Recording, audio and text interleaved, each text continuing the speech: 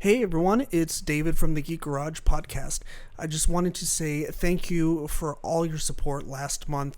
It really was a banner month for the show. If you haven't yet listened to our latest Informal Paranormal episode, I definitely suggest you do so because Ted and I had a ton of fun talking about ghosts and hauntings, and especially getting to read a few ghost stories from our listeners.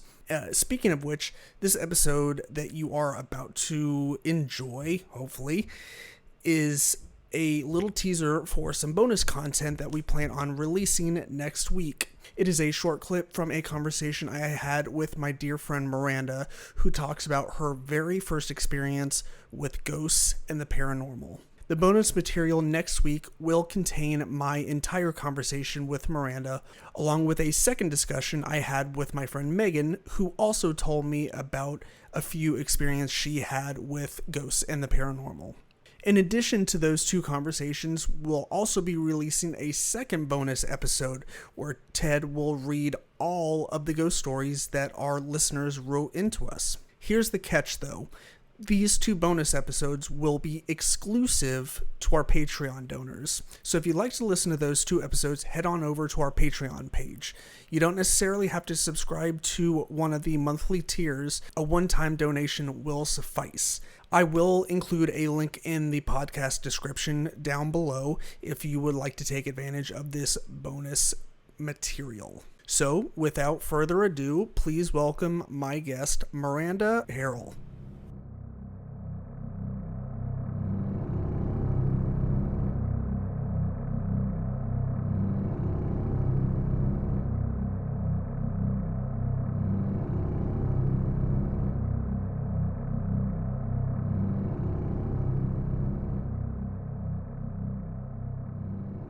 All right, Miranda, let's fucking do this because we've been sitting here for like an hour now trying to work out technical difficulties, and we're finally like on the road to some form or fashion of a product that we can put out there, right? Yeah, somewhere along those lines. Yeah. I mean, we're definitely not doing the thing that we originally anticipated on doing. But it is a Monday night and we're doomed to fail anyways, so Fact. Just a fact. yeah. So Miranda, you have been on the podcast before. Yes, I have. I think it was just the once, and we talked about My Chemical Romance and Hmm. all its glory. That was back in I guess it's almost been a year now, and Yeah. right, because it was like last November when they had their big announcement that they were getting back together, um, and then yeah, we planned on having you back. It it definitely wasn't in our immediate plan to have it be a year before we got you back on the show, but um, yeah, we I am super excited to have you back on. Um, Tell us a little bit before we get started with your stories. Tell us about your podcast that you have. So you have So time to part of the promote it. reason that I haven't been back in a year is because last October I started my own podcast that is about me sharing paranormal experiences and having folks actually submit to me paranormal paranormal experiences of their own for me to read on air. And it is called That Spooky Life podcast. You can find it on Spotify, Apple Casts, most of the popular podcasting platforms, or you can find it through anchor.fm/ that dash spooky dash life. And it's been a lot of fun doing it, and I'm loving the world of podcasting. So Isn't it fun? Is it is. It's a lot of I fun. mean that's yeah, I no, that's what I was hoping to get out of it when I first dove into it several years ago, and uh, it's it's usually fun.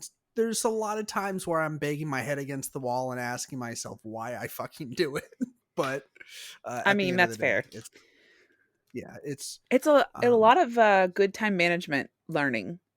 yes, absolutely. That is a great way of outlining the one of the silver linings of the downside. So, uh, but yeah, I will put a link in the description of the podcast for your podcast, so people will have a tangible link to click, so they can check it out. I actually had a milestone recently on my podcast. I passed my year. I've been podcasting for a year, Yay! and for that episode, it's actually posts the day before Halloween because I post on Fridays, and then Halloween is Right. on a Saturday this year. Hmm.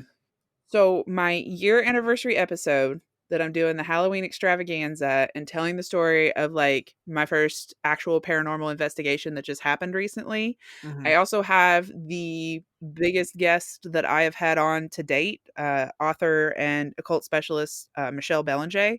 I actually interviewed for the podcast.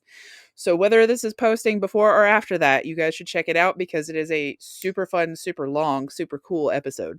So Awesome. Yeah. Thank you for bringing that up, because I definitely know I have some listeners that would be into tuning in for that episode and all your episodes, because your podcast is awesome. so much spooky stuff. Yes, all the spooky stuff. But like I said, I will put a link in the description, so check that out for sure. So, but yes, Miranda, let's dive into it. So you have, I believe, a couple stories lined up for us. This, well, for us, it's this evening. I have as many stories as you want me to give you. Okay. Well, let's start with I have a whole podcast worth of stories. let's start with the first one.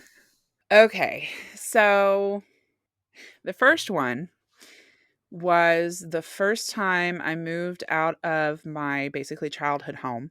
My parents were getting divorced, and we moved to the town that I basically ended up growing up in at that point. And it was a rental house over in North Rome. And it was basically the first house we could afford. It was built in the 70s, and it was like a little ranch style house. It was one level. There was a few steps up to the front door, and then there was a few steps up to the kitchen from the carport, and then like the laundry room outside. But it had been renovated to have a huge living space basically tacked on to the back. Hmm. Okay. And the old living room became one of my siblings' bedrooms. So my mom's room was all the way in the back with the tiniest little like closet bathroom. I had um I had a room, and then both of my siblings had a room, and then there was this one full bath that everybody shared because my mom's bathroom was just like a one of those half baths that just had a toilet. It didn't have a shower or anything. So Sure. we all had to share one full bath. Well, that bathroom didn't have a curtain. It had one of those sliding doors, and it was frosted. And the one window in there was like that weird frosted that's like lined, like you Yeah. see in like honestly like old asylums and shit. Right. Just saying. And so it was really weird to like look out through the frosted shower door and then like the frosted ass window too. It was not cool. So that window looked out over the backyard, and it was like on the other side of the house, so it wasn't like the main part of the backyard that we like did cookouts and things in.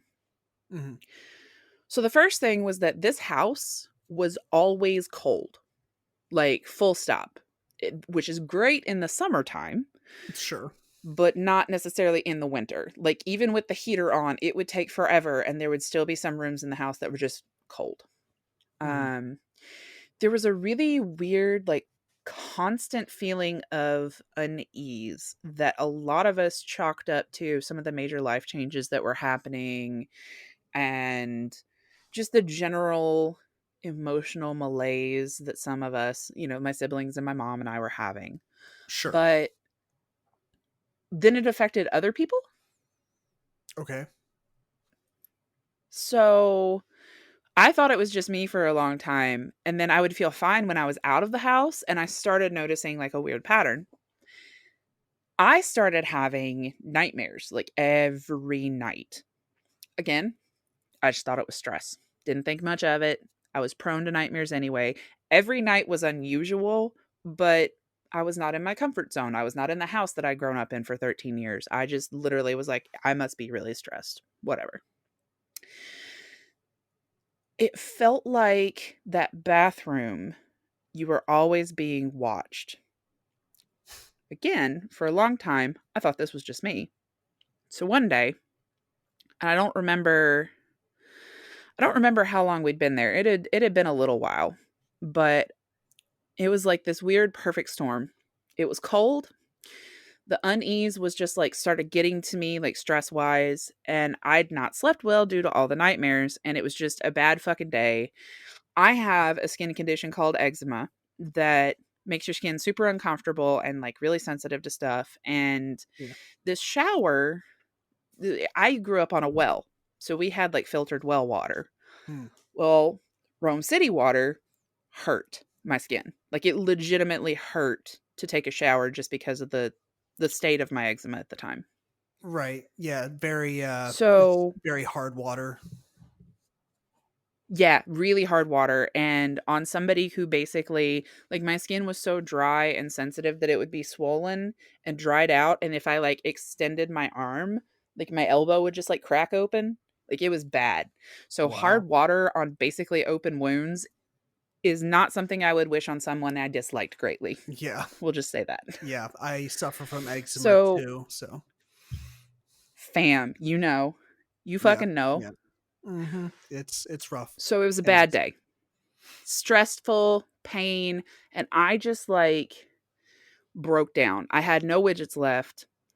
And I broke down and asked my now husband, who was my boyfriend at the time, to come talk to me while I was showering. I was like, I'm not trying to be weird. I don't like none of that stuff. I can't handle the bathroom right now. And he was a little confused, but despite the confusion, he was just like, okay, sure. And at first it was really awkward because he didn't understand why he was in there. Um, Sure. But then, of course, like, obviously he saw the water having its effect on me and was like, oh, okay, distraction technique. Hmm. So I was miserable, needing an extraction, and I just yeeted caution to the wind and admitted that I was also made uncomfortable by that bathroom. I like immediately started rationalizing it away. I was like, the frosted window and the sliding door of the shower. I've never had anything like this, and maybe that was it. But to my shock, he actually agreed. He was basically living with us at the time, and he showered there regularly and Hmm. said that he'd felt like the same way, that led me to believe he'd thought he was the only one too. Like he was like, Hmm. "No, it totally feels like somebody's watching you in here."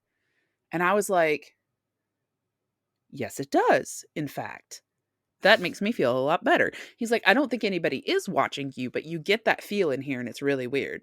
And so for him to say that, I was like, "Okay, there's something to this," cuz I believe in like spooky things, but like he does not.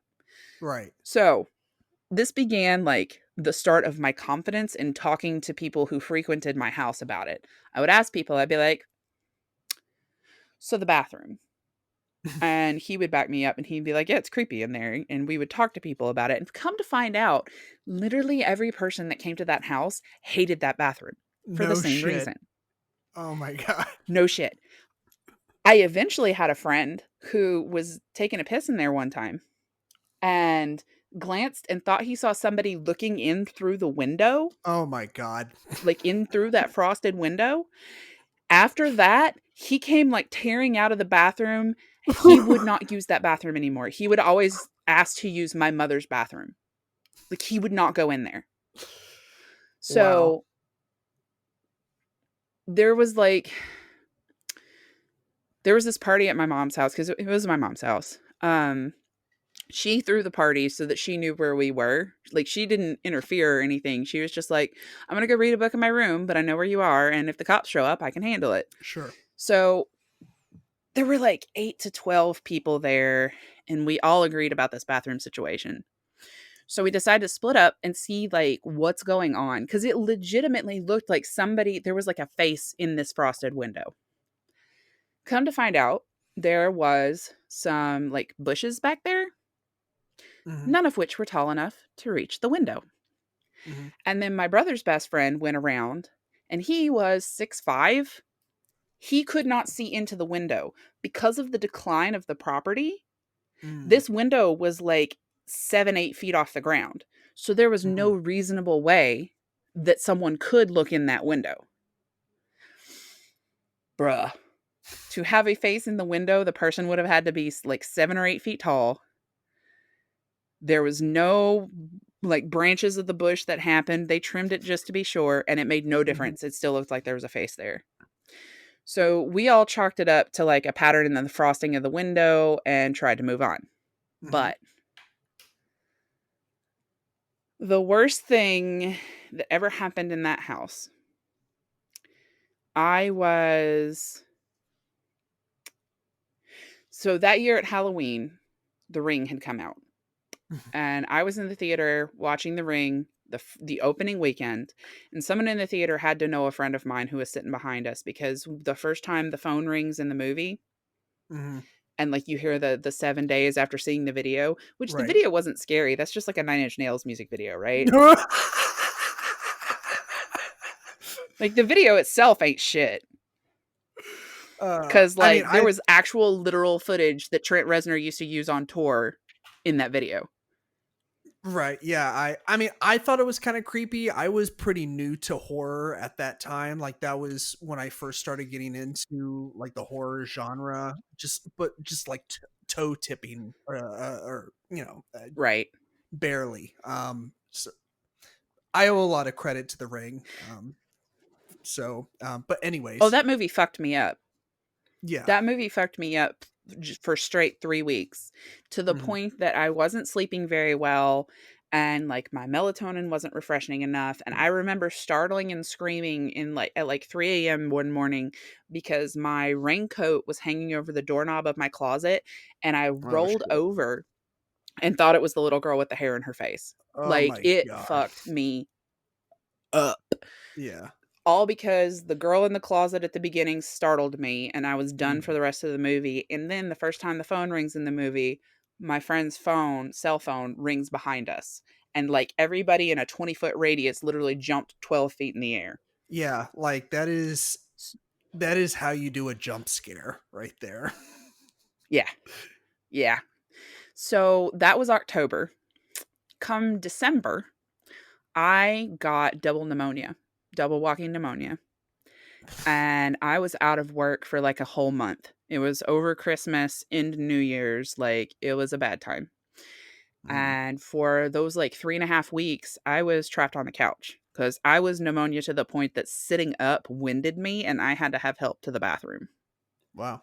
So I was in the add on part of the house, which was better than any other part of the house. It was like the not haunted part of the house. However, we had a cable box. Um, and if you turn the TV on without the cable box on, it would come on to the old blue because it was an old CRT. So it would come on to blue. And when you turn on the cable box without having like a proper channel selected, it would be fuzzy, but it wouldn't do like the TV white snow, like static stuff, right? Yeah. So like a week into pneumonia, I'm still pretty bad off. It's 32 degrees outside. It's getting close to Christmas. Everybody's at work or school or whatever's going on at the time. So my husband's at work, my mother's at work. My oldest brother, he's not older than I am, but my oldest brother was at work. My youngest brother was out doing something. Like nobody was in the house. I was the only one there. Okay. And I was like, fuck this. I'm going to take my codeine ass cough syrup and I'm going to go to sleep. I'm going to sleep until somebody gets home because I hate this house. So I lay the remote down. I lay the cordless phone like right next to me on the floor just in case I needed to make a call. Because I was like 16 or 17. This was before a cell phone, you know. Mhm. Right. And I curl up and I get ready to go to sleep. And I just hear a TV comes on to snow. Fantastic. A TV that does not come on to snow. I had never seen this TV make snow in its existence. So what did I do? With pneumonia, I grabbed the Afghan that I was under. I grabbed the cordless phone and I vaulted one arm over the back of the couch where there was like a 1.5 foot wide, like cube game shelf. Okay. So I vaulted over the back of the couch and the game shelf with one arm, feet in the fucking air, landed in a shoulder roll. And I'm not kidding. I landed in a shoulder roll and fucking darted out into Wow. the driveway, barefoot in my pajamas with an Afghan in 32-degree weather and double pneumonia because I was not staying in that house. So at that point, I could no longer breathe because I had pneumonia. Mm-hmm. So I dial my mother's work number, and all she hears is because I'm like hyperventilating and sobbing because I can't breathe. Right. My mother made a 15-minute drive in 7 minutes running 3 stoplights. She made it from her fucking store home in 7.5 minutes and comes fucking peeling into the driveway to find my sick ass sitting out in the driveway covered in like a blanket as much as I can be. And Oh she's like, no. "What the fuck? Get inside." And I told her I would not go inside. So she took me to the outside laundry room, turned on the dryer, and I got to watch my mother with her handgun do a sweep and clear of our house because I'd managed to tell her enough about what happened. Mm-hmm. My mother sweeps and clears the whole house and then comes to the main living room area, and I see her put her gun up. I can still hear the TV snow. The TV is still on in the living room to snow, and I watch my mother watch as the TV turns off in front of her with nothing touching anything.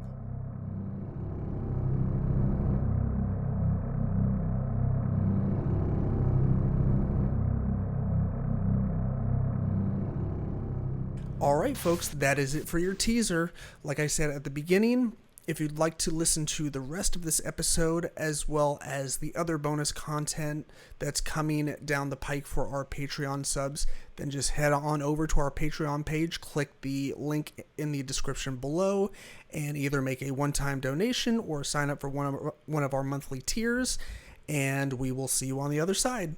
Thank you very much.